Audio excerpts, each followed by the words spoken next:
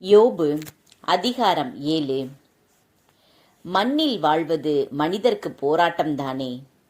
அவர்களின் நாள்கள் கூலி ஆள்களின் நாள்களைப் போன்றவைதாமே. நிழலுக்கு ஏங்கும் அடிமை போலவும் கூலிக்குக் காத்திருக்கும் வேலையாள் போலவும் வெறுமையான திங்கள்கள் எனக்கு வாய்த்தன. இன்னல் மிகு இரவுகள் எனக்கு பங்காயின. படுக்கும்போது எப்போதும் எழலாம் என்பேன். இரவோ நீண்டிருக்கும். விடியும் வரை புரண்டு உழல்வேன். புழுவும் புழுதி படலமும் போர்த்தின என் உடலை. வெடித்தது என் தோல், வடிந்தது சீழ். என் நாள்கள் தரியின் ஓடுக்கட்டையினும் விரைந்தோடுகின்றன. அவை நம்பிக்கையின்றி முடிவடைகின்றன. என் உயிர் வெறும் காற்றே என்பதை நினைவு கூர்வீர். என் கண்கள் மீண்டும் நன்மையைக் காணா. என்னை காணும் கண் இனி என்னை பார்க்காது. என் மேல் உம் கண்கள் இருக்கும், நானோ இரேன். கார்முகில் களைந்து மறைவது போல் பாதாளம் செல்வோர் ஏறி வரார். இனி அவர்கள் தம் இல்லம் திரும்பார்.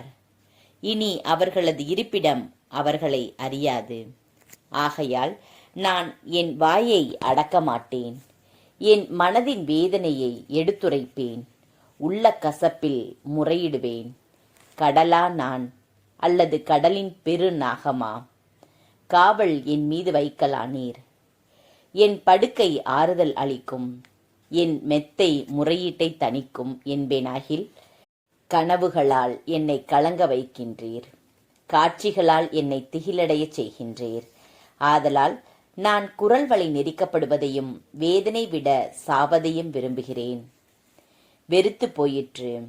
என்றென்றும் நான் வாழப்போவதில்லை. என்னை விட்டுவிடும்.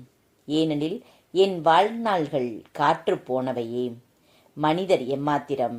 நீர் அவர்களை ஒரு பொருட்டாய் என்ன? உம்மது இதயத்தை அவர்கள் மேல் வைக்க.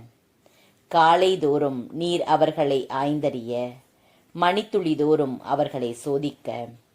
எவ்வளவு காலம் என் மேல் வைத்த கண்ணை எடுக்காதிருப்பீர்? என் எச்சிலை விழுங்கும் அளவுக்கு கூட என்னை விடமாட்டீரா? மானிடரின் காவலரே, நான் பாவம் இழைத்து விட்டேனா? உமக்கு நான் செய்ததென்னவோ? என்னை உம் இலக்காக ஆக்கியதேன்? உமக்கு நான் சுமையாய் போனதேன்? என் மீறலை மன்னியாதது ஏன்?